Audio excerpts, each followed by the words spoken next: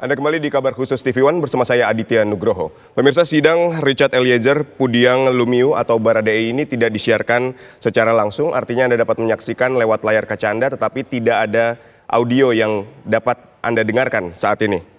Ketua Majelis Hakim Wahyu Iman Santosa menjelaskan, keterangan antara satu saksi dan saksi lainnya tidak boleh diketahui, sehingga yang Anda saksikan ini adalah video tanpa audio. Anda tetap dapat melihat gambar di ruangan sidang Pengadilan Negeri Jakarta Selatan, tetapi Anda tidak dapat mendengarkan audio apa yang disampaikan oleh saksi yang hari ini sedang dimintai keterangan oleh Majelis Hakim.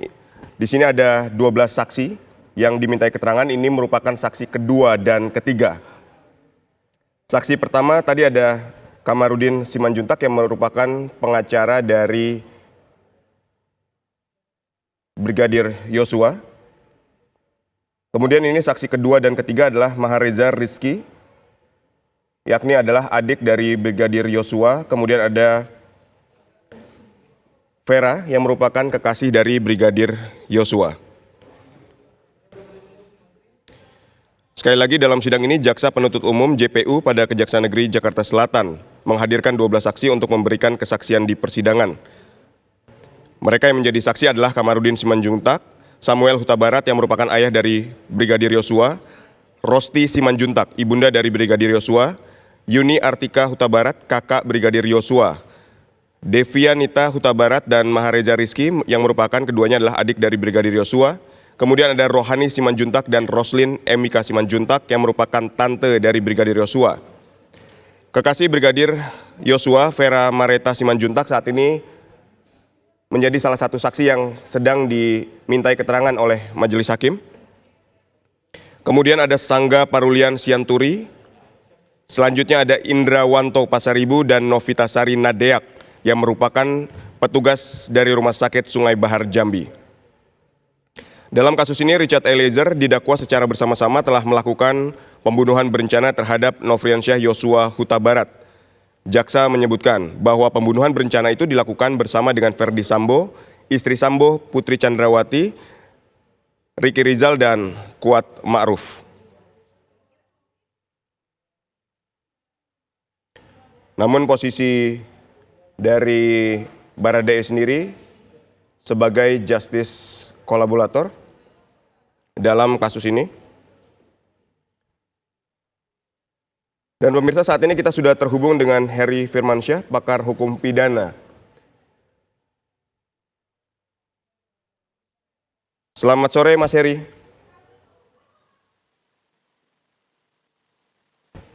Selamat sore Mas Heri. Agak kecil sepertinya suaranya Mas ya. Baik. Izin. Sudah terdengar dengan jelas Mas Heri? Sudah. Baik. Mas Heri, Anda melihat bahwa keterangan dari 12 orang saksi ini diambil, salah satunya adalah penguat dari alat bukti. Anda melihatnya seperti apa, Mas? Iya, kalau kita lihat ini kan basisnya dari saksi pelapor ya, karena saksi yang dihadirkan kesempatan pertama ini adalah kesempatannya jaksa. Maka tentunya pihak-pihak yang mengetahui persoalan ini akan dimintai keterangannya. Yang diuji adalah kedalaman informasinya, sejauh mana mereka tahu akan hal ini. Jangan sampai mereka hanya mendengar dari orang lain. Nah, ini kan jadi persoalan yang penting ketika kita ingin mengkualifikasikan seseorang itu masuk sebagai saksi atau tidak, begitu kan? Baik. Itu yang pertama. Kemudian yang selanjutnya adalah masalah substansi keterangannya tadi. Nah, mungkin ada hal-hal penting yang ingin diketahui sebelum proses penembakan Brigadir Joshua ini terjadi.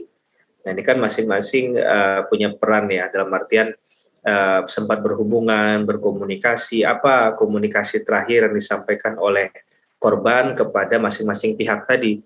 Nah, ini akan coba untuk kemudian dikonsepkan sebagai sebuah titik terang dalam membangun pembuktian ke depan ya, karena ini baru 3 saksi awal yang dihadirkan, walaupun ini menurut saya kunci-kunci semua ini, termasuk nanti mungkin bagiannya dari keluarga almarhum yang lain, yaitu bapak atau ibu Brigadir Joshua ya, karena otomatis informasi yang paling sering atau komunikasi yang paling sering pasti dibangun ke orang tua. Nah, mungkin ada upaya, ada hal yang bisa digali informasinya. Terakhir, komunikasi yang terjadi seperti apa? Apakah sudah ada sign atau ada muncul, katakanlah, pertanda begitu dari Brigadir Joshua terkait dengan apa yang sedang dan akan dialaminya ke depan. Nah, ini kan perlu untuk digali lebih dalam ya, informasi-informasi hal itu. Termasuk untuk mengetahui sebenarnya sejauh mana hubungan, tadi juga menarik itu, hubungan antara Brigadir Joshua ini dengan atasannya, dengan Ibu Putri maupun dengan Pak Sambo. Apakah sebelum-sebelumnya memang kekerasan ataupun perlakuan tidak baik itu sudah pernah terjadi sebelumnya, atau memang sebelumnya baik-baik saja sampai tiba-tiba mendapatkan kabar seperti ini. Nah, kemudian juga bisa ditarik lagi ke belakang, ya kaitannya dengan kedatangan sejumlah personil kepolisian itu atas perintahnya siapa dan dari mana mereka berasal kan, sehingga ini mungkin bisa dikaitkan dengan kedudukan atau posisinya dari Pak Sambo yang juga menjadi terdakwa dalam perkara ini. Karena intinya ini akan membuat terang benderang semua ya. Karena yang dikejar dalam proses pembuktian perkara pidana adalah kebenaran material, ya, kebenaran yang sejatinya. Maka ini mau tidak mau sekali lagi harus dibuka sekat-sekatnya. Walaupun tadi tidak mudah ya mungkin bagi keluarga korban untuk menceritakan secara detail.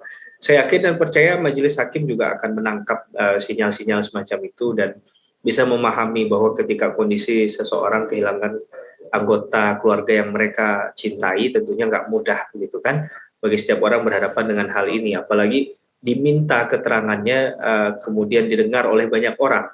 Nah, ini kan juga perlu ada penguatan dalam hal ini, bahwa keterangan yang disampaikan ini diperlukan dalam hal penegakan hukum perkara tersebut begitu. Baik, Mas, di poin kedua kan Anda menyatakan ada substansi dari keterangan. Sebelumnya kan 12 orang saksi ini juga mungkin sudah dijadikan saksi dalam pemeriksaan dari kepolisian misalkan. Nah, berdasarkan apa yang hari ini disampaikan di pengadilan, apakah mungkin ditemukan fakta-fakta baru yang terus akhirnya memunculkan tadi yang Anda katakan adalah kebenaran material baru? Ya, bisa saja ada yang tidak tersampaikan atau ada satu hal yang mungkin tidak clear disampaikan di berita acara ya, sehingga itu perlu digali lebih dalam. Misalnya tadi informasi terkait dengan adanya ketakutannya dari Brigadir Joshua, mungkin bisa ditegaskan apa bentuk ketakutannya, apa yang menyebabkan dia takut tadi, itu kan pasti ada alasan-alasan yang terbangun sebelumnya, sehingga akhirnya mengkerucutkan bahwa memang ada tekanan dari luar tadi yang mengakibatkan dia sampai harus mengadu ke orang lain kan. Bagaimana kondisi seorang yang sebenarnya polisi begitu ya, seorang anggota begitu, bahkan bisa sangat khawatir dengan keselamatan dirinya terhadap satu ancaman. Berarti kan ini bukan hal yang main-main, ini satu hal yang serius begitu. Nah, ini yang perlu ditelusuri juga dalam konteks substansinya tadi. Jadi tidak serta-merta apa yang sudah disampaikan di BAP itu akan diterima secara bulat, secara 100%, tapi tetap akan dikaji ulang, tetap akan digali lebih jauh keterangan-keterangan tadi, dan mungkin saja menimbulkan fakta-fakta baru yang tidak terungkap di berita acara pemeriksaan tadi. Nah, ini kan menjadi satu poin plus dalam hal pembuktian di persidangan, atau sesuatu yang tadi dihadirkan oleh jaksa, tapi jaksa tidak melihat sebagai perspektif pembuktian yang bisa dikembangkan ke hal yang lain, maka mungkin saja hal itu ditangkap oleh kuasa hukumnya Baradae atau majelis hakim. Karena kan keterangan itu akan didengarkan dengan seksama, kemudian dicocokkan dengan berita acara pemeriksaannya. Baik. Adakah keterangan-keterangan itu kemudian berbeda antara isi di BAP dengan keterangan di pembuktian pada persidangan? Begitu. Baik, lalu dengan suara ini tidak dikeluarkan, Mas Heri, apakah ini juga betul akan menjamin bahwa antara keterangan saksi satu dengan saksi lain ini tidak saling mengetahui antara keterangan saksi yang satu dengan saksi yang lain? Apakah ini sebuah alasan yang masuk akal menurut Mas Heri? Ini pertanyaan berat nih Mas Adit. Ini pertanyaan kalau ngambil gelar doktor ini pertanyaan disertasi ini susah untuk dijawab ini. Baik. Karena menurut saya tidak yakin dan percaya ada orang yang bisa menggaranti ya, menjamin bahwa tidak ada satu orang pun atau tidak ada satu kesempatan pun yang mengakibatkan tidak keluarnya informasi yang ada di dalam persidangan saat ini keluar ya, sehingga diketahui oleh mereka yang ingin memperoleh informasi tersebut. Itu dulu ya. Baik. Kan nggak ada jaminan, nggak ada sistem yang bisa kemudian menzerokan hal itu. Jadi saya tidak yakin dan tidak terlalu percaya bahwa itu bisa 100% terlaksana. Tapi setidak-tidaknya Majelis Hakim ini ingin mengatakan tadi di segmen sebelumnya saya pernah singgung bahwa setidak-tidaknya kalaupun itu keluar kan bukan dari kekhilafan atau hati-hatian majelis dalam melihat hal itu ya, karena memang agak susahnya begini. Ini kasus adalah kasus atensi publik, masyarakat begitu inginnya mengetahui setiap detail dari proses, kemudian mengetahui isi keterangan dalam persidangan. Tapi tentunya di sisi yang lain kita juga harus menghormati hukum acara yang berlangsung begitu ya. Kita juga harus menghormati SOP, Standard Operational Procedures yang ditetapkan oleh Majelis Hakim dengan mementingkan kepentingan hukum yang ada. Ini bukan dalam hal untuk ya tidak diketahui oleh publik. Jadi ini bukan peradilan diam-diam atau bahkan jauh dari kata sesat ya. Jauh sekali. Ini adalah persidangan yang pada umumnya dilakukan. Cuman karena persoalannya tadi ini ada agenda lain setelah ini, ada tersangka-tersangka lain yang akan kemudian berproses juga, dan ini saling kait-mengkait dari informasi yang ada di sidang ini dengan sidang berikutnya di terdakwa yang lain. Maka Majelis Hakim kemudian secara bijaksana menurut saya memutuskan hal ini, tidak menutup keingintahuan publik bahwa ini dibuka dan terbuka untuk umum, tapi di sisi lain ada pembatasan. Nah, saya mengatakan pembatasan lah, pengetatan. Nah, jadi kalau tidak sama sekali terbuka untuk umum, tidak ya, ini terbuka untuk umum, tapi ada pembatasan, pengetatan yang itu dikhawatirkan kalau sampai dilakukan secara bebas tanpa memperhatikan kaidah-kaidah yang lain. Dalam hal ini adalah kerahasiaan informasi yang diberikan di persidangan tadi untuk tidak didengar oleh saksi yang lain, itu menjadi perhatian Majelis Hakim pada hari ini.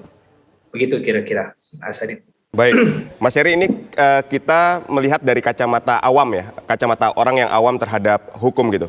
Kapan sebenarnya seorang hakim ini memberikan instruksi bahwa sidang ini boleh dilakukan secara tertutup, dan kapan seorang hakim boleh menginstruksikan bahwa sidang ini dilakukan secara terbuka? Misalnya kita mengingat kasusnya kopi sianida gitu ya.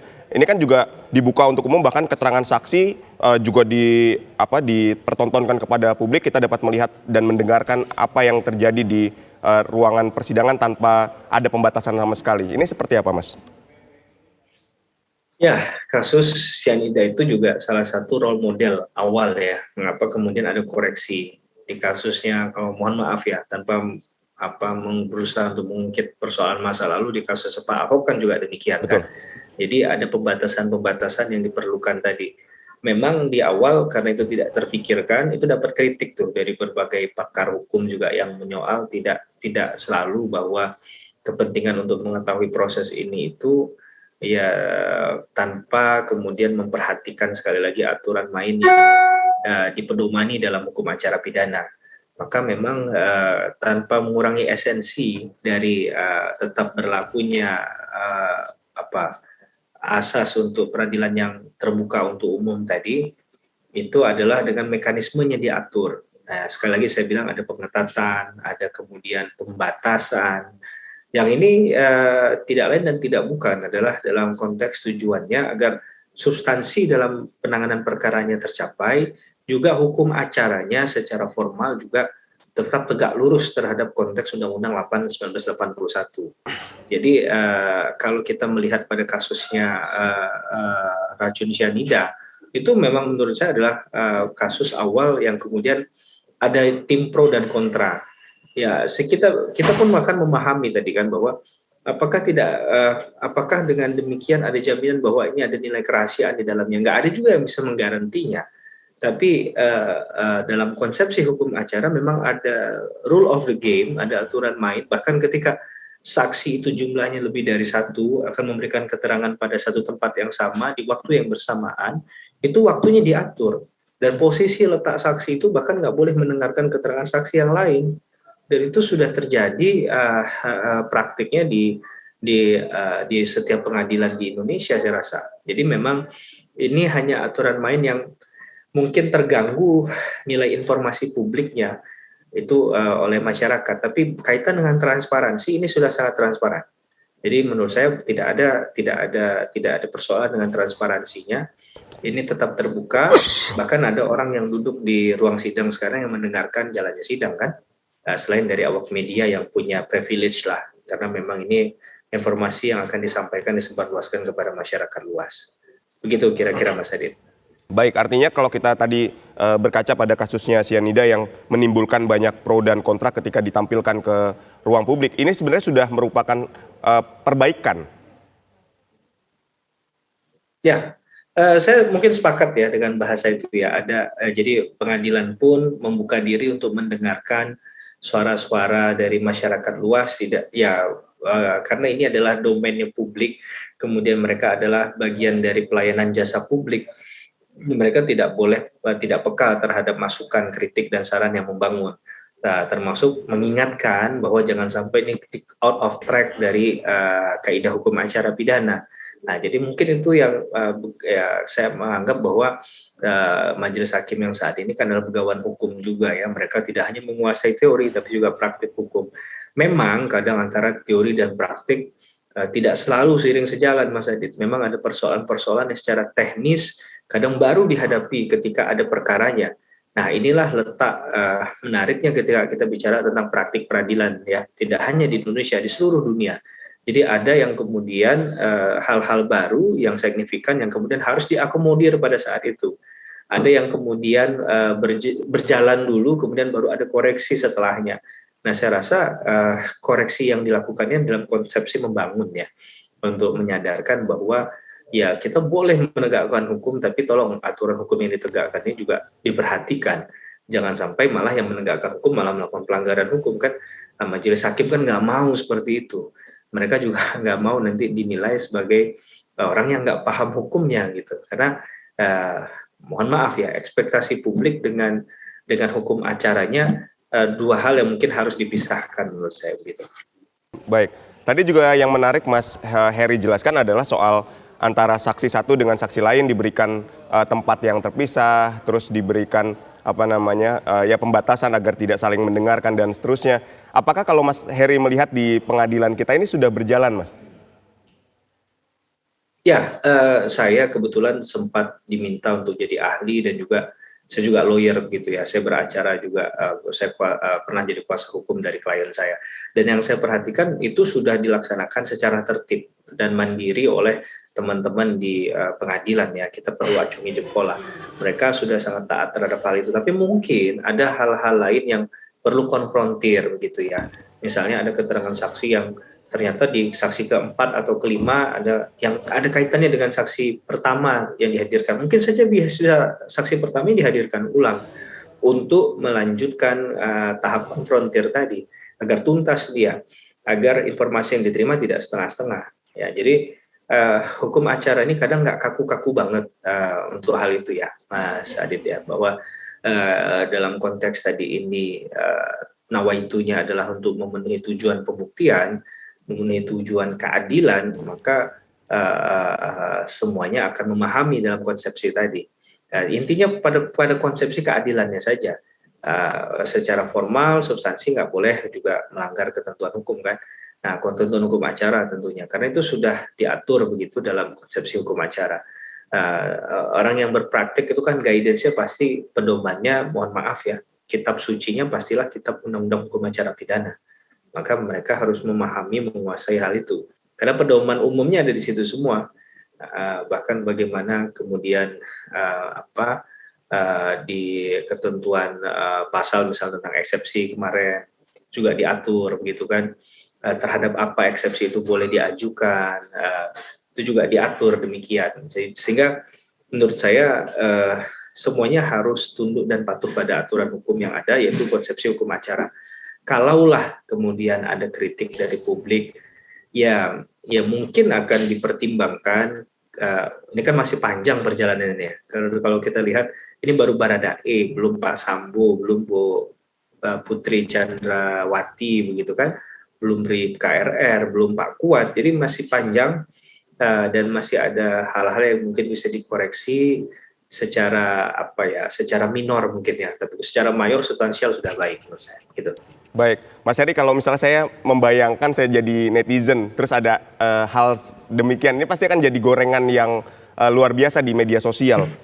Apakah konsepsi hukum acara pidana yang tadi Anda sebutkan ini bisa berubah ketika mendapatkan tekanan dari katakanlah media sosial, dari netizen-netizen kita yang menganggap bahwa ada sesuatu di balik hal yang disiarkan hari ini tanpa audio dan sebagainya, padahal Anda jelas mengatakan bahwa ini bisa jadi karena memang kita harus patuh terhadap konsepsi hukum acara tadi, kan? Ya, kadang kuasa netizen ini kan tak mampu untuk ditolak ya, Mas Adit ya, bahwa sangat signifikan kadang untuk melakukan suatu gerakan atau menghimpun satu gerakan. Tapi yang perlu kita lakukan, marilah kita belajar dari hal yang benar, begitu ya. Kalaupun itu koreksi, kan tadi saya bilang mungkin dipertimbangkan, rekomendasi juga dipertimbangkan. Tapi masalahnya apakah rekomendasi itu kemudian akhirnya merubah aturan mainnya? Saya rasa tidak semua rekomendasi itu harus ditindaklanjuti sebagai satu kewajiban hukum ya. Jadi boleh-boleh saja ya, di negara yang menghormati, menjunjung tinggi nilai-nilai demokratis, hak untuk menyuarakan pendapat, ya saya sepakat hal itu gitu. Tapi dalam konteks yang lain, alangkah baiknya kita juga memahami substansinya, begitu ya. Sekali lagi, kita boleh memberikan rekomendasi, tapi tidak dalam hal memaksakan sesuatu ya. Karena kalau dipaksakan nanti ujung-ujungnya nggak baik ini.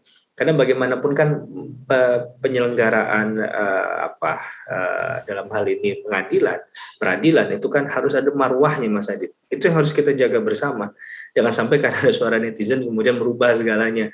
Ya, kita hormati sekali lagi ya, jangan dianggap itu suara yang tidak perlu didengarkan, perlu didengarkan. Tapi apapun hasil rekomendasinya nanti, ya kemudian itu diputuskan, kita harus siap menerima hal itu ya. Saya yakin dan percaya majelis hakim pun sudah memahami bahwa tidak ada kebijakan yang akan menyenangkan setiap orang, Mas Adit. Baik. Katanya kalau mau menyenangkan setiap orang itu pekerjaan yang paling mungkin itu adalah jual es krim.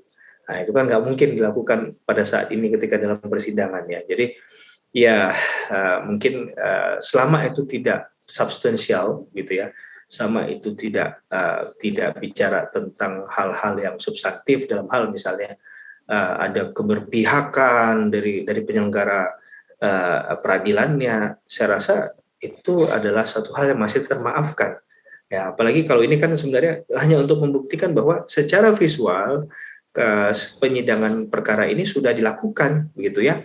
Ada penontonnya, terselenggara sidang yang nggak ditutup pintunya, posisinya ada di Pengadilan Negeri Jakarta Selatan. Saya rasa itu semua sudah menjawab kerisauan masyarakat atau kekhawatiran bahwa perkara ini tidak disidangkan dengan cara-cara yang benar tadinya. Begitu kira-kira. Baik. Mas Heri, pembicaraan ini masih seru dan kita akan melanjutkan kembali, Mas Heri. Tapi usai jeda yang berikut ini, tetaplah di Kabar Khusus TV One. Kami akan kembali. Anda kembali di Kabar Khusus TV One bersama saya Aditya Nugroho. Pemirsa, sidang Baradae dengan menghadirkan 12 orang saksi kembali dilanjutkan. Jika Anda tadi melihat bahwa di sini ada satu orang saksi, yaitu Kamarudin Simanjuntak yang pertama kali dimintai keterangan oleh majelis hakim. Kemudian yang kedua ada Mahareza Rizky yang merupakan adik dari Brigadir Yosua yang dimintai keterangan. Selanjutnya yang ketiga ada Vera Mareta Simanjuntak yang merupakan kekasih dari Brigadir Yosua yang juga dimintai keterangan. Nah, saat ini Anda dapat menyaksikan di layar kaca Anda ini ada 9 saksi lain yang didudukan secara bersama-sama. Di sini kita dapat melihat ada ayah dari Brigadir Yosua, ada Samuel Huta Barat. Di sini saksi berikutnya ini ada 9 orang yang didudukan dalam 3 baris Setiap baris ada 3 saksi yang dihadirkan dan dimintai keterangan. Nah, Anda dapat melihat di layar kaca Anda, pemirsa. Ini adalah ayah dari Brigadir Yosua, Samuel Huta Barat, yang sedang memberikan keterangannya menjawab pertanyaan dari majelis hakim. Sekali lagi, sidang ini memang disiarkan, Anda dapat melihatnya secara visual, namun Anda tidak dapat mendengarkan audionya, tidak ada suaranya. Karena ini adalah permintaan dari Ketua Majelis Hakim Wahyu Iman Santosa.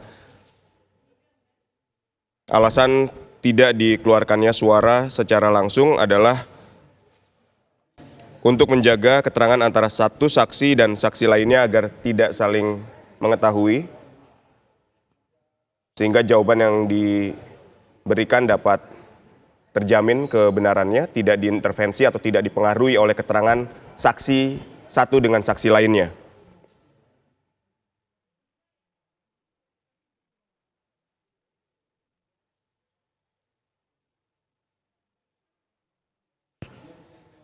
Oke, kita masih terhubung dengan Mas Heri Firmansyah, pakar hukum pidana.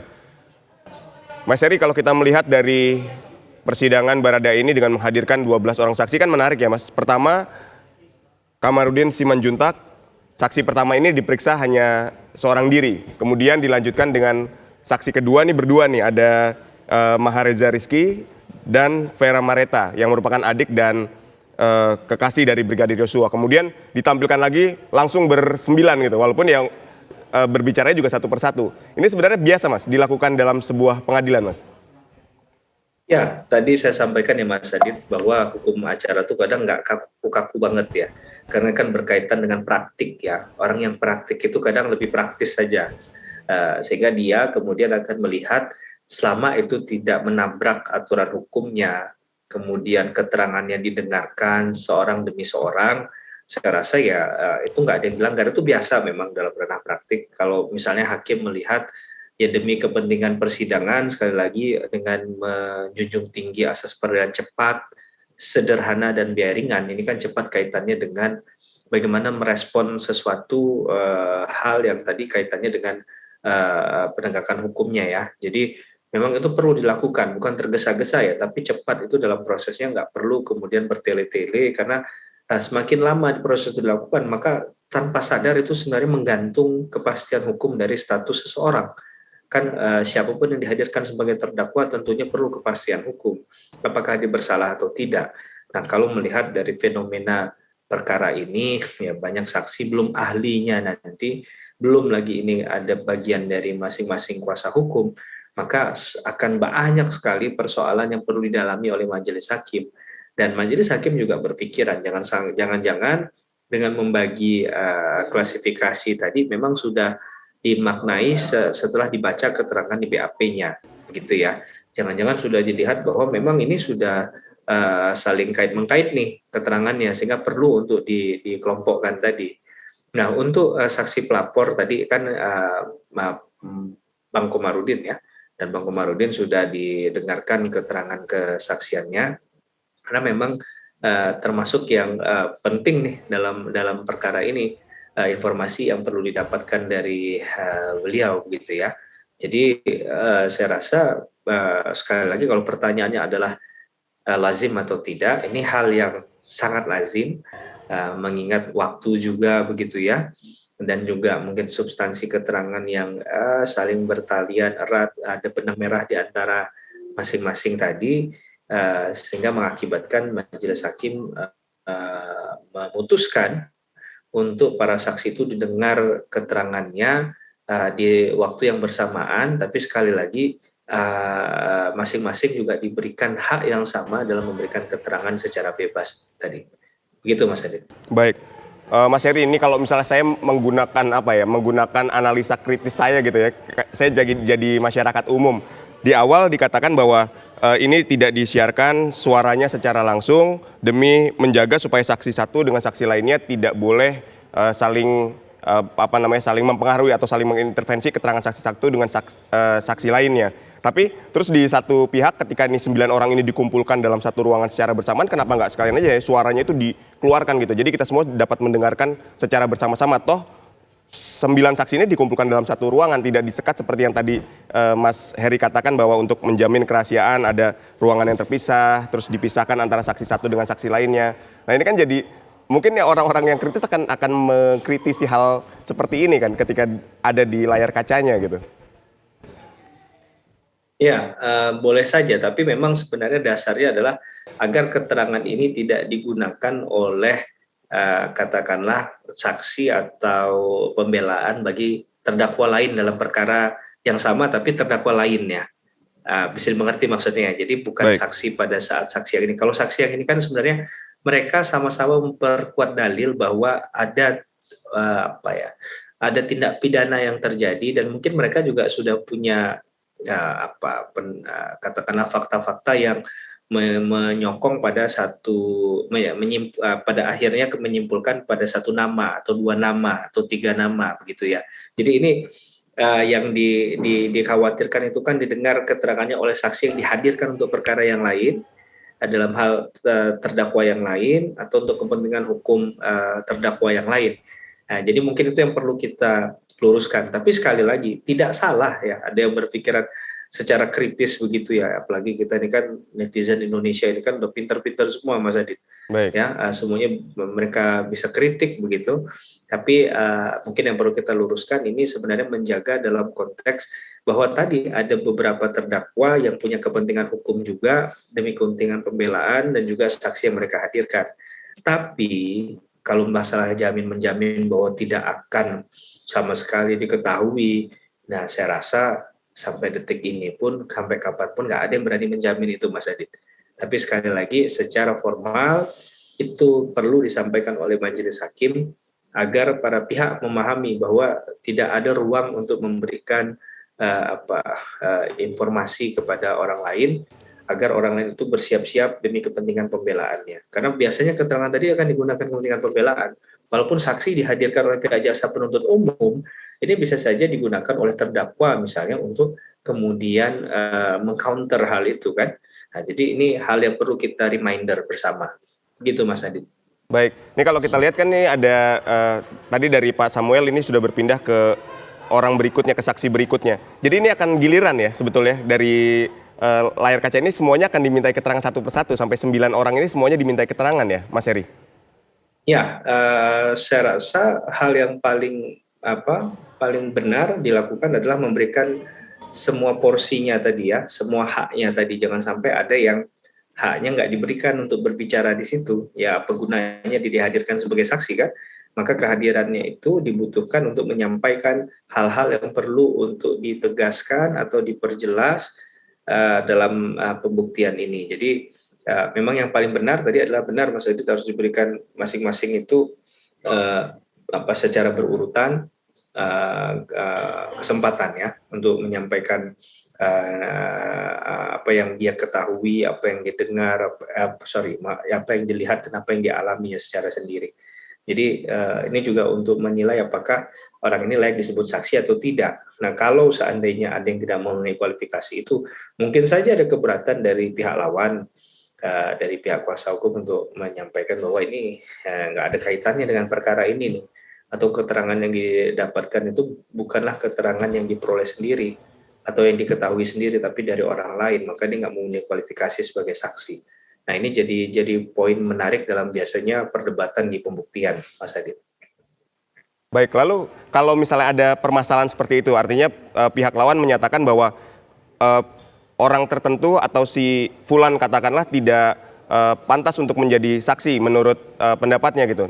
Biasanya apa yang akan dilakukan selanjutnya?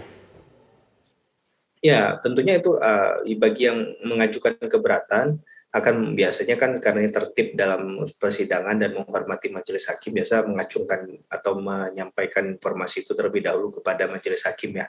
Apa yang menjadi poin-poin keberatannya, kemudian meminta ini jadi catatan persidangan dan mungkin mengatakan mohon dicatat bahwa orang ini nggak bisa dikualifikasikan sebagai saksi karena dia setiap ditanya nggak tahu terus jawabannya. Jadi Baik. apa yang diketahui terkait perkara ini? Biasa kan dimulai dengan Anda tahu perkara ini apa, begitu kan? Kemudian dari mana Anda mengetahui perkara ini? Jadi ya secara nggak langsung diberikan kesempatan bagi saksi itu untuk menjelaskan terlebih dahulu apa kapasitasnya dalam perkara ini, begitu. Baik, kalau secara umum Mas Heri menilai dengan dihadirkannya 12 orang saksi oleh jaksa penuntut umum ini, kalau kita lihat kan misalnya pengacara, bapak, ibu, kakak, adik, kekasih, mungkin kan punya hubungan yang dekat. Tapi kalau peran tante-tante di sini, apakah juga menurut Mas Heri juga sesuatu yang menjadi poin penting untuk dijadikan saksi? Iya, saya nggak tahu ya secara pertimbangan hukumnya apa ya, jujur saja dari jaksa itu apa. Saya menghormati dan pasti ini sudah mengkerucut pada mereka yang dihadirkan pada saat ini yang kita lihat bersama di Pengadilan Negeri Jakarta Selatan. Tapi mungkin ya apa ini kan mungkin keluarga dekat ya, jadi mereka sering berkomunikasi dan mungkin juga pada saat kejadian ada di rumah ya. Ketika pengiriman jenazah Brigadir Joshua ke Jambi pada saat itu kan, atau pada proses-proses sebelumnya ini yang mungkin digali. Tapi yang penting bagi saya memang kalau ini semua keluarga, saya agak menyayangkan apa tidak ada saksi yang kemudian bisa ditarik dari hal lain ya begitu ya. Tapi memang ini agak riskan ya, misalnya menarik orang yang ada di dekat terdakwa lain, misalnya pembantu rumah tangganya atau asisten rumah tangganya Pak Sambo misalnya kan, pada saat itu mengetahui ada pergerakan perjalanan menuju ke sana, apa yang dibawa Pak Sambo dan lain sebagainya. Kemudian sempat ada yang berkomunikasi dengan Baradae nggak, yang terakhir apa begitu kan. Apa ini memang belum atau memang ini sudah 12 inilah yang memang saksi yang dihadirkan oleh jaksa. Saya belum belum yakin pasti itu, tapi kalau memang ada kemungkinan lain, saya rasa harus ada keberanian juga ya dalam pembuktian. Tuh kadang kita agak main ke resiko ya, walaupun tadi kalau orang itu ada di rumah Pak Sambo, kemungkinan besar akan mendukung katakanlah dalil Pak Sambo ya, tapi bisa saja itu diuji sebenarnya di pengadilan. Dan belum tentu juga hal itu bisa menguntungkan Pak Sambo, tapi juga malah bisa menguntungkan kuasa hukumnya dari Baradae juga menurut saya, atau dari jaksa penuntut umum gitu. Baik, penggalian keterangan 12 orang saksi ini kan juga mencari kebenaran material. Sejauh mana hubungannya, Mas? Sampai terus akhirnya kebenaran material itu dapat ditemukan gitu. Ya, kebenaran material itu juga nggak berdiri sendiri ya, dia bersanding dengan keadilan substansi yang ingin didalilkan. Karena kebenaran itu kan biasanya versinya masing-masing ya Mas Adit ya. Versinya Baradae ada, versinya Putri Chandrawati ada, Pak Sambo ada, Pak Kuat ada, Bribka RR ada. Maka ini yang kemudian dikatakan kebenaran aja nggak cukup, tapi harus ditambahkan kebenaran material. Kebenaran material itu berarti kebenaran yang sejatinya, sesungguhnya. Jadi nggak boleh dikurangi, nggak boleh ditambah-tambahi. Nah ini penting untuk disampaikan di forum tersebut, karena masing-masing pasti punya versi kebenaran ya kan. Nah Betul. ini yang akan diuji adalah siapa yang benar secara dalil dan juga secara bukti. Nah jangan hanya dalilnya saja. Kalau dalil semua pasti mengatakan nggak bertanggung jawab, bukan saya pelakunya, atau ya lepas dari pertanggungjawaban itu, pasti diupayakan ke arah sana. Tapi yang kemudian ingin dilihat adalah apakah memang dalil tadi itu sesuai dengan bukti, dengan fakta hukum yang ada.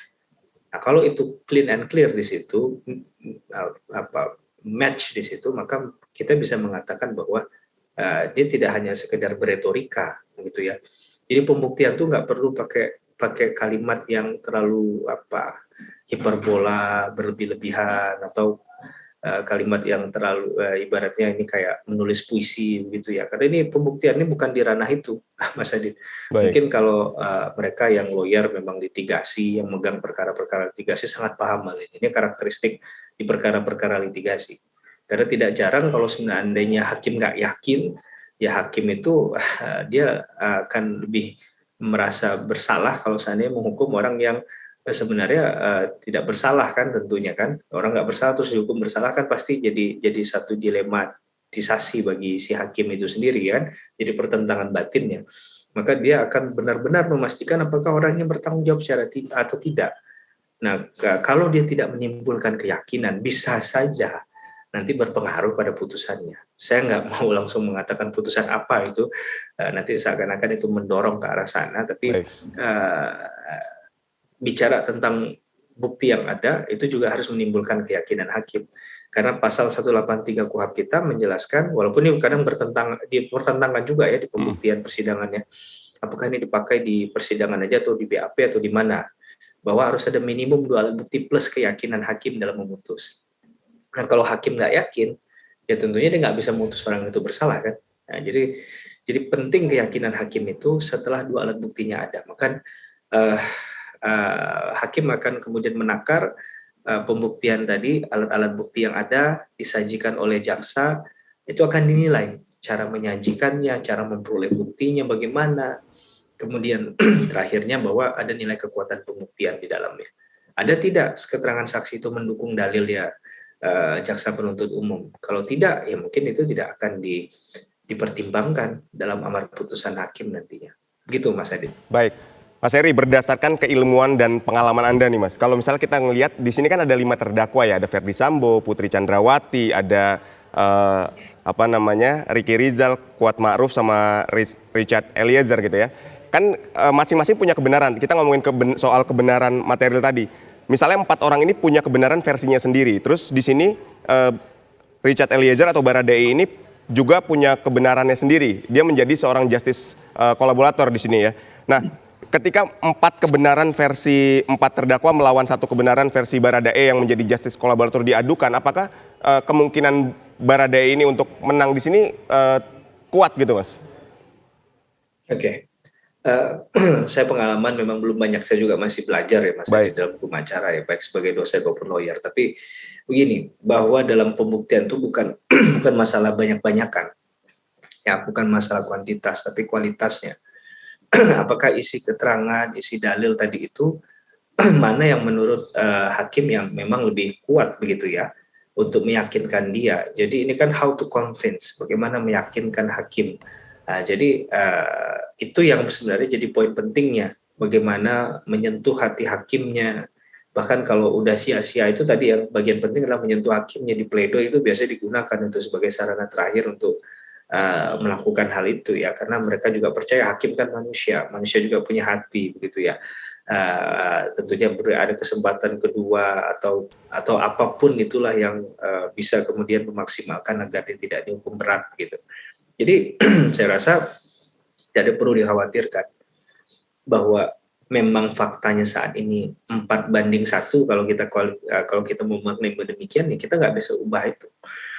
Tapi yang bisa kita lakukan adalah bagaimana kemudian mematahkan dalil tadi bahwa tidak ada perintah misalnya, kemudian yang lain itu tidak mengetahui perbuatannya, bahkan yang lebih ekstrim lagi tidak ada perbuatan itu, bahwa mereka datang ke situ misalnya hanya melihat Baradae yang di situ, itu kan hal yang sangat jauh dari keterangan sebelumnya. Nah ini kan potensi untuk menggugat atau melakukan fight back-nya lebih gampang ya. Nah, sehingga ada hal-hal yang nggak bisa ditolak, denial gitu. Tapi di sisi yang lain ada perlu yang diperkuat dalam hal ini. Nah, menurut saya ini harus detail melihat perkara ini ya, bahwa setiap rangkaian peristiwa yang ada itu bisa menjadi sumber inspirasi untuk melakukan pembuktian. Bahkan kadang kalau di sidang itu salah jawaban pun ataupun ada mimik yang kemudian berbeda, itu juga menarik untuk kemudian dicecar begitu ya. Nah, mengapa Anda untuk menjawab ini lama, atau jawabannya nanti nggak konsisten antara jawaban pertama dengan jawaban ketiga atau jawaban keempat padahal dengan pertanyaan yang sama.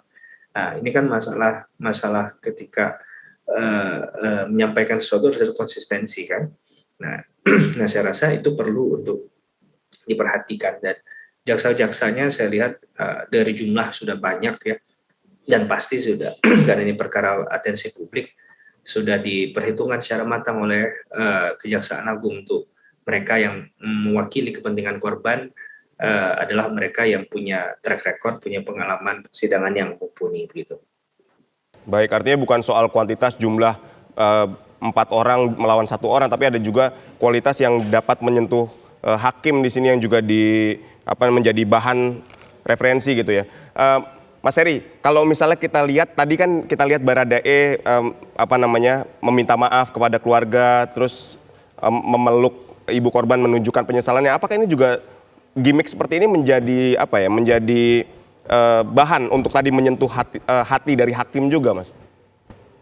Ya, harapan saya bukan hanya sekedar gimmick ya, Mas Adit ya. Karena kadang kalau gimmick itu kita berorientasinya khawatir jadi negatif. Mudah-mudahan itu adalah satu tindakan yang datangnya dari lubuk hati beliau yang paling dalam.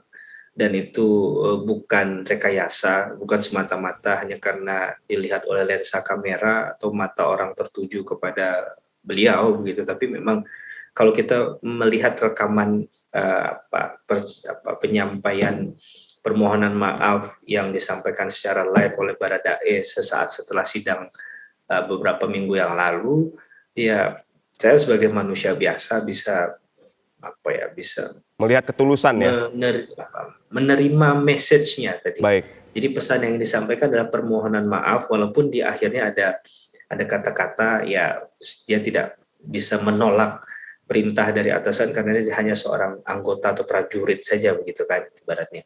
Jadi nggak punya kekuasaan untuk menolak. Tapi dari kata-kata, dari gesture, dari kemudian suara, saya bukan pakar yang bisa menilai hal-hal yang di luar hukum pidana ya.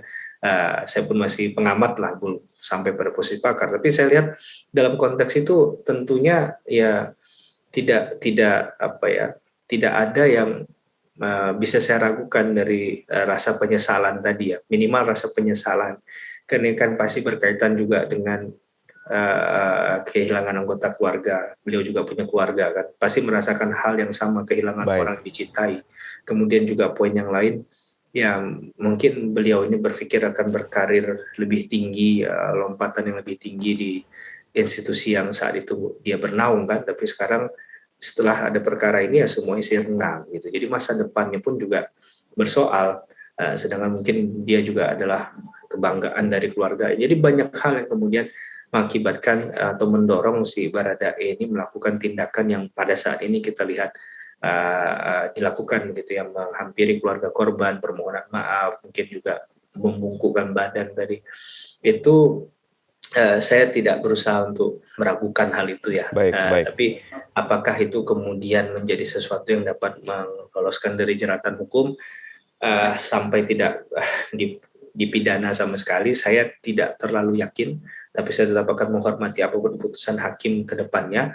Tapi yang mau kita sampaikan, substansi dari kasus ini adalah menghilangkan nyawa, dan itu clean and clear terjadi. Ada rasa bersalah dan juga ada ungkapan dari Baradae yang menyatakan bahwa dia bertanggung jawab juga bahwa memang ada kejadian itu. Saya rasa hal-hal yang memberikan pelajaran bagi banyak anggota kepolisian ya, para tribrata, bagaimana jiwa kesatria, jiwa keberanian untuk mengakui kesalahan tadi, itu yang patut belajar dari seorang Barada, sosok Baradae. Ya walaupun perbuatannya ya kita tidak membenarkan hal itu, sama sekali tidak membenarkan, karena ya harapan kita seharusnya sebagai orang yang katakanlah penegak hukum, tentunya Baradae sangat memahami bahwa itu adalah sesuatu yang melanggar ya. Ya mudah-mudahan hakim secara bijak menilai secara keseluruhan tadi, secara komprehensif, tidak hanya melihat bahwa orang ini bersalah saja, tapi juga melihat dalam konteks tertentu bahwa sebagai manusia biasa semua orang pernah salah begitu kan. Tapi bagaimana kemudian dia menyadari kesalahannya, bagaimana dia kemudian berproses dalam hukum ini juga menjadi penilaian yang tidak terpisahkan. Saya rasa itu Mas Adit. Baik, ya jawaban yang sangat bijak Mas Heri. Semoga apa yang kita obrolkan hari ini dapat diambil hikmah oleh pemirsa TV One, karena memang pemirsa sekali lagi tidak dapat mendengarkan audio dari ruang persidangan, sehingga kita tidak tahu isi secara substantif apa yang ditanyakan oleh majelis hakim kepada 9 orang saksi yang hari ini sedang duduk di depan majelis hakim. Dan Mas Heri, sekali lagi terima kasih banyak atas waktunya telah memberikan ilmu dan pengalamannya kepada pemirsa TV One, dan kabar khusus TV One masih akan dilanjutkan oleh rekan saya Sira Safira. Saya Aditya Nugroho pamit undur diri. Terima kasih dan sampai jumpa.